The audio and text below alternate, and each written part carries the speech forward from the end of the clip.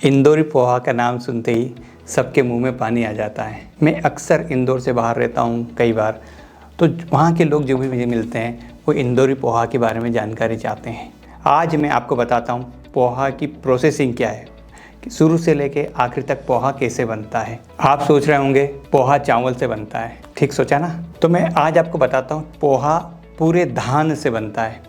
जब चावल के ऊपर का जब कवर रहता है उसे नहीं निकाला जाता, उसके साथ पोहा बनाया जाता है। आप सोच रहे होंगे छिलका नहीं निकालेंगे तो पोहा कैसे बनता होगा। अगर छिलका नहीं निकालेंगे तो पोहा का शेप नहीं आएगा, पोहा नहीं बनेगा। सबसे पहले धान को फैक्ट्री में ले जाया जाता है, वहाँ पर इसको अच्छे से साफ़ किया जाता है, छिलके सहित अच्छे से साफ़ किया जाता है। इसकी गंदगी ख़त्म की जाती है। फिर इसको पानी में भिगोकर रखा जाता है। फिर इसको कड़ी धूप में 15 से 16 घंटे तक सुखाया जाता है। जब ये सूख जाता है तो इसको मशीन में डाला जाता है इसको प्रेस करने के लिए।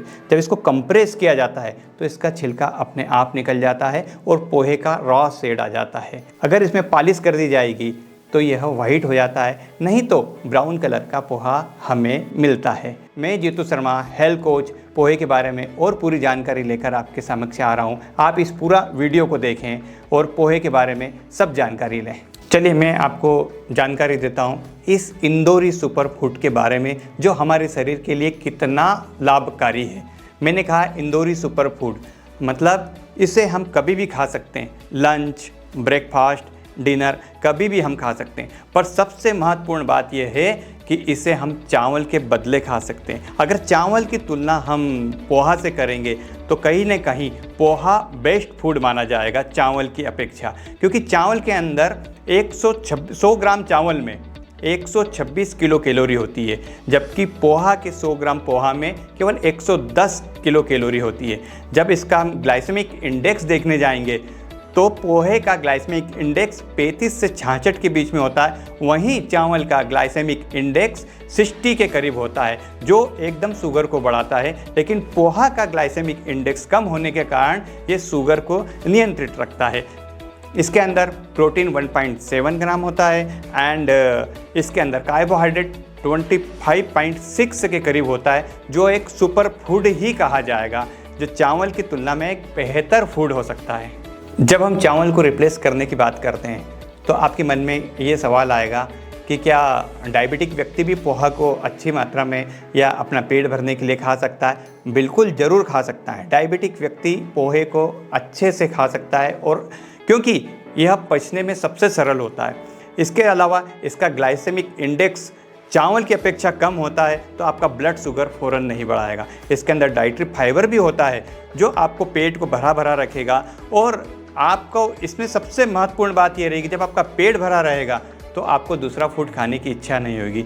लेकिन जब दूसरा फूड खाने की आपको इच्छा नहीं होगी तो आपका वेट लॉस होगा, आपका फैट लॉस होगा, है ना? बहुत महत्वपूर्ण मज़ेदार सुपर फूड। एक फ़ायदा यह भी है इसके अंदर भरपूर मात्रा में न्यूट्रिएंट होते हैं। इसमें बहुत अधिक मात्रा में पोषक तत्व होते हैं, जैसे vitamin B, vitamin E, mineral में आयरन होता है, इसमें कैल्शियम होता है, और सबसे बड़ी बात एंटीऑक्सीडेंट प्रचुर मात्रा में इसमें उपलब्ध होता है। एंड अच्छी क्वालिटी का फाइबर होता है, जो आपकी गट हेल्थ को ठीक रखता है और वज़न कम करने में इसका उपयोग होता है। इसका सबसे बड़ा फ़ायदा है कि ये बहुत जल्दी से बन जाता है, और जब ये बन के तैयार होता है इसको हम हरी सब्जी या किसी मोठ के साथ खाते हैं तो यह एक उसल पोहा के रूप में हो जाता है। और अगर हम एक साथ में एक कटोरी दही ले लें तो पूरी थाली का पोषक तत्वों वाला आहार बन जाता है ना सुपर फूड? ये लंच में, डिनर में कभी भी उपयोग में लाया जा सकता है और हमारे शरीर में पूरे न्यूट्रिएंट चले जाते हैं।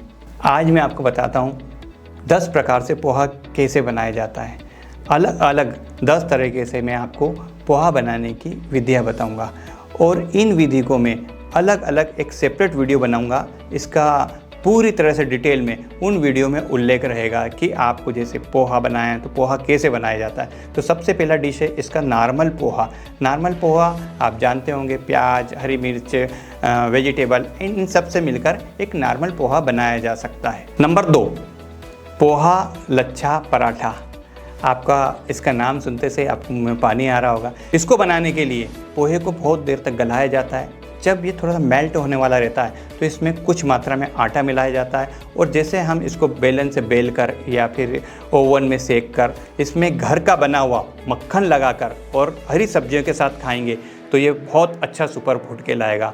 इसका भी वीडियो में आपको बताऊंगा। तीसरे नंबर का होता है उसल पोहा। इसमें नॉर्मल पोहा बनाया जाता है, उसके बाद मोठ, चना और बहुत तरह की सब्जियां मिलाकर एक सब्जी टाइप बनाया जाता है। उसको पोहे के साथ और उसमें सेव डालकर खाया जाता है।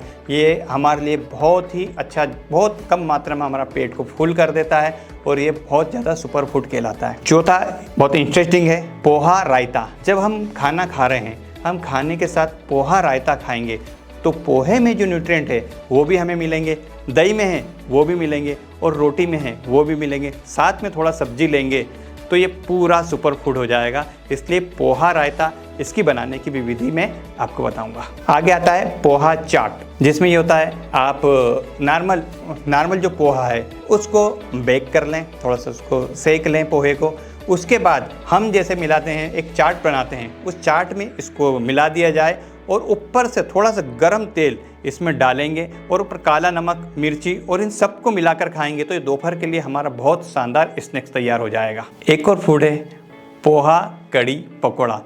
आप ये ना सोचिएगा कि पकोड़ा बोला है तो उसको डीप फ्राई करेंगे, बिल्कुल डीप फ्राई नहीं करेंगे। हम पोहे के अंदर पोहा को गलाएंगे, पोहा को गला के हम बेसन को सेकेंगे, बेसन को सेकने के बाद पोहा और बेसन मिलाएंगे, उसके अंदर हरी धनिया, मिर्ची सब कुछ मिलाकर उसे गोली बनाकर पकोड़े का आकार देंगे और उसको बेक करेंगे और एक कड़ी बनाएंगे, उस कड़ी के अंदर इसको डालेंगे और रोटी के साथ जब खाएंगे तो ये हमारे लिए शानदार डिनर तैयार हो सकता है। पोहा इडली, इसमें क्या किया जाता है, पोहे को गलाकर सॉफ्ट किया जाता है, उसमें रवा मिलाया जाता है, उसको दही डाला जाता है और इसको आधे से 1 घंटे रखा जाता है ताकि खमीर उड़ जाए। फिर इसको इडली की तरह पकाया जाता है और जो सांभर तैयार करके इसको इडली और सांभर की तरह उपयोग में लेकर खाएंगे तो ये हमारे लिए सुपर फूड होगा। पोहा खीर, जैसे हम नॉर्मल खीर खाते हैं उसमें चावल डालते हैं, लेकिन इसमें शक्कर की जगह शहद मिलाएंगे एंड खजूर मिलाएंगे और ड्राई फ्रूट मिलाएंगे तो इसके अंदर नेचुरल स्वीटनेस आएगी और आपको एक मज़ेदार फूड तैयार मिलेगा। पोहा ढोकला एक गुजराती डिश है, इसको हमने पोहे के साथ मिला के हमने एक पोहा ढोकला बनाया है। पोहा ढोकला में ये किया जाएगा, बेसन लिया जाएगा, बेसन के अंदर पोहा मिलाया जाएगा, उसके अंदर दही मिला जाएगा और उसको 2 से 3 घंटे रख दिया जाएगा।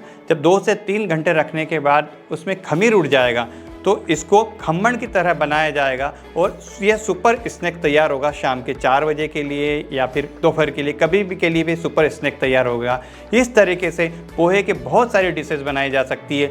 मैं अपनी डिस्क्रिप्शन में सारी लिंक दे दूंगा, सारे जो मैंने फूड बताएं इनकी लिंक दे दूंगा। इसके डिटेल में वीडियो हमारे पास तैयार है, आप इनको देखकर खुद रेसिपी से घर पे बनाकर इस सुपर फूड का मज़ा ले सकते हैं। अब मैं आपको इसके नुकसान बताता हूँ। फूड में कुछ फ़ायदे होते हैं तो कुछ नुकसान भी होते हैं, लेकिन इसमें नुकसान एक ही है कि इसमें कोई नुकसान नहीं है, इसलिए मज़े से खाओ और अपनी हेल्थ बनाओ। लेकिन एक बात ध्यान रखें, जो डायबिटिक व्यक्ति है इसकी मात्रा का ध्यान रखें कि उसे कितना खाना है।